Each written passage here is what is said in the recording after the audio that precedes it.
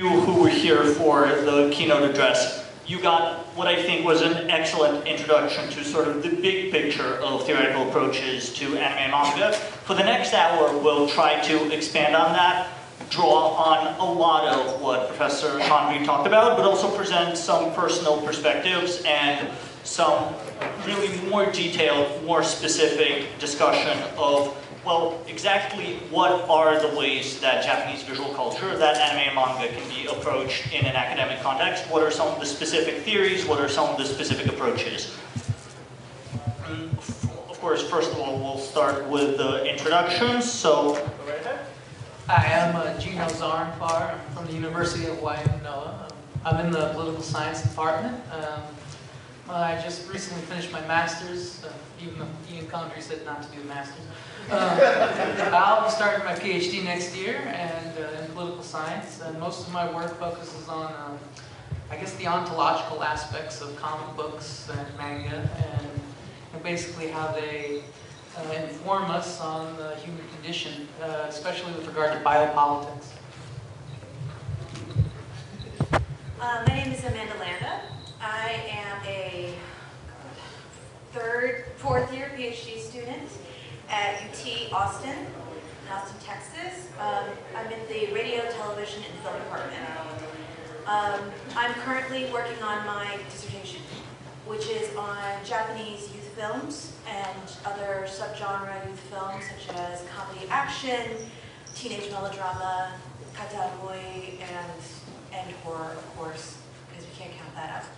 I presented at a few academic conferences on anime, and I'll definitely say this is the biggest turnout I've ever had. I'm pretty excited for that. But that is to say also, there are a lot of large media conferences out there, and there's like 40 panels going on at once. So, you know, it's just there's just so many other things going on.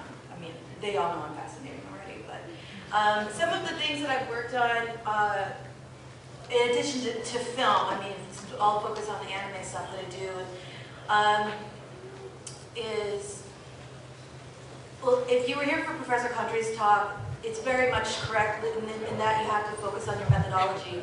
And so I've taken different kind of approaches to different texts, right? So a very cheesy thing that in grad school we're often told is, how does the broccoli want to be cooked? So depending on the kind of show or film or product that you're doing, you might have a different kind of approach. So I've done fan studies and reception studies of Nana, and I've done mixed media arts in theory and turntablism with Samurai Champloo. I've also presented on other aspects of transgender and sexuality, shoujo subgenres, yaoi, and also some fan cultures of that too. So, and then I've also recently written about anime reception in the US, especially with the growing of simulcasting online with Hulu and with the growth of the Netflix sort of anime boom, now that they have so many anime titles available there too. So hopefully you guys can, you know, help me out and give me some good information, and I can talk more about that stuff.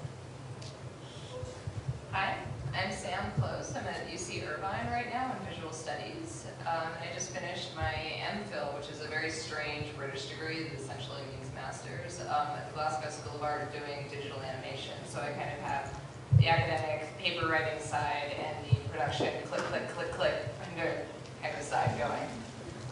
And mostly in my work I look at a lot at fan studies and at a broader view of fan studies that encompasses both, you know, us here and other kinds of fans, from sports fans, you know, the Super Bowl to all orange people watching Star Trek and those kinds of things. I'm really interested in wedding that kind of primarily anthropological work to media theory, which up until now kind of these two things do not meet.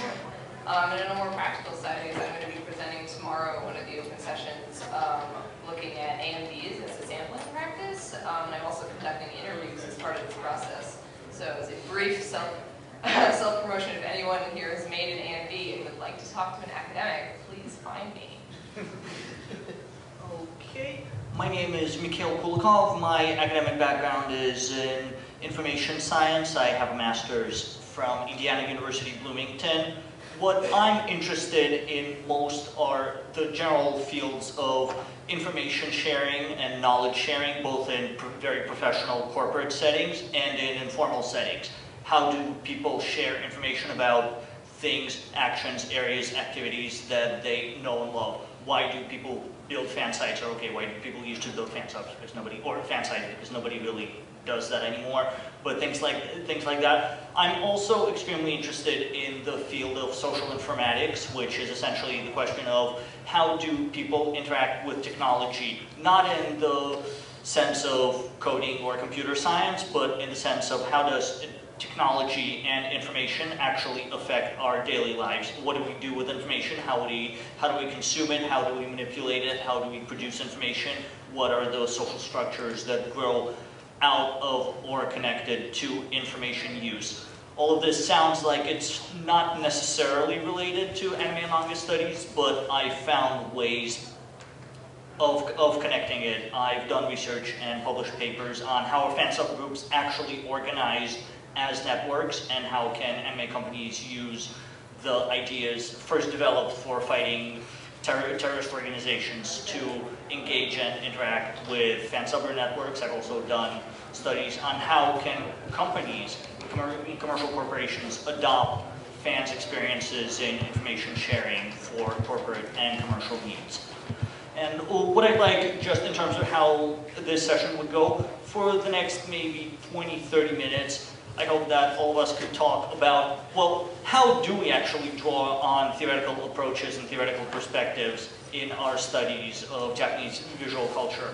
What do we look for, and what do we draw out of theory? I'll then present some more specific questions, and then hopefully that'll leave us 10, maybe 5-10 minutes for Q&A at the end. So just to start, I'll just go down the table.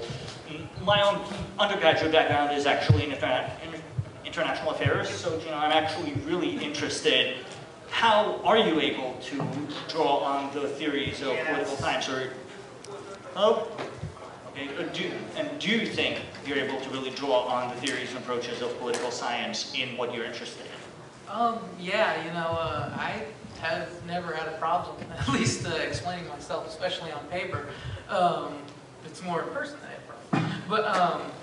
But in terms of, especially when I explain manga and anime, I generally draw on philosophy and political philosophy, biopolitics. For example, philosophy of Gilles Deleuze. This is something that I draw on constantly. And if you're not familiar with Gilles Deleuze, he's a continental philosopher. Kind of writes a lot about cinema and art. And there's a particular piece I'll be talking about tomorrow, and promote myself also. It's called Societies, Postscript on Societies of Control, and it kind of sets up this, I guess, his vision of society after the Cold War ends, and kind of sets it up as a commodification of society and a complete, or I guess you'd call it corporatization. And when I was watching an anime, this particular one's called The Guyver, I kind of saw this as a very direct allegory, as each structure that we would call part of the discipline society is confronted by corporatism. And drawing on Deleuze, it was very easy to link it up with The Guyver, because The Guyver, if you've ever seen it, is basically about an evil corporation wants to take over the world, with basically the only, I guess, obstacle is something they're completely unprepared for. A bioweapon from aliens that is activated by a young student who is driven by protecting his friends from this evil corporation. And in addition, I also tend to draw on history, philosophy, and also a lot of what my advisor Mike Shapiro has written. He writes a lot about cinematic geopolitics, and in terms of that, when I see a film, I kind of look at it from a very political perspective, and I'm trying to apply the same thing to anime. When I look at it, I'm just trying to think of the power relationships going on. How is the camera explaining to me this power relationship? Why is a certain person dressed a certain way? What is the implications of them acting a certain way and their dialogue interacting with the other characters? But and I kind of leave it at that. I don't really like methodology, to tell you the truth.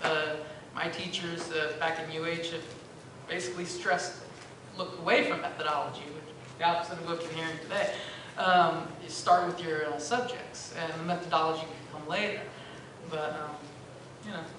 Maybe just as a quick question, within your political science department, how did your professors and your other students react to sort of your choice of approaches?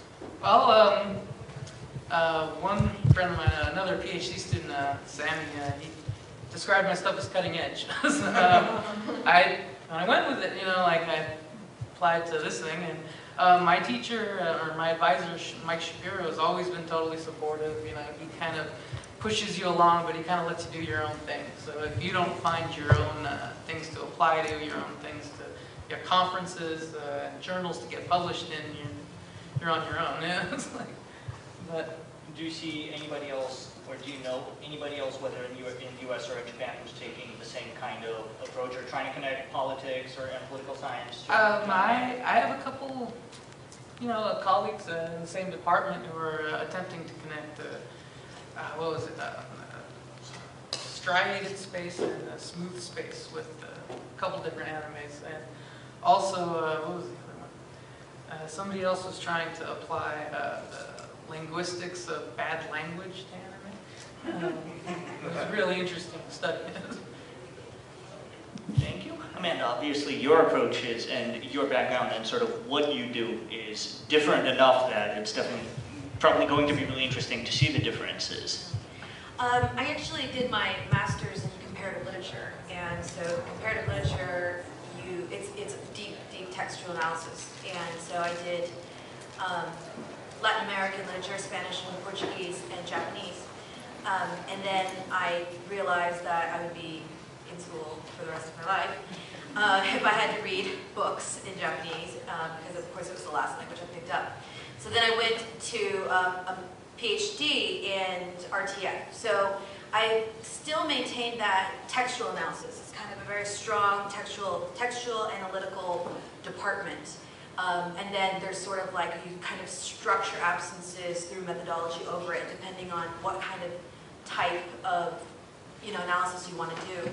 So in something like literature, everything was psychoanalysis, and Neon Genesis Evangelion got me into my PhD program and Lacan. So, but after that, you start going into like a media studies approach, and then that's where it starts getting to be it starts moving more to the communications sort of department. So my department is actually in the communications school.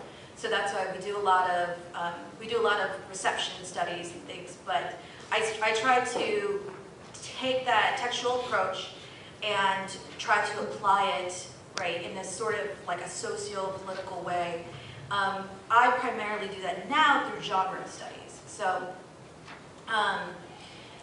there's sort of two ways of looking at how a genre works, right? One is that genre films that come out in all these cycles, right, and these iterations speak to each other, and that they are somehow informing the public that goes to see them, or it's the public that's informing the genre movement and cycles in itself, right? So as long as, depending on which way you want to do it, you can kind of plug in things, so that's why you have to try to be a little more cautious when it comes to these kind of large methodological structures, sort of like what Gino's talking about, and that you really need to stay specific onto your topic.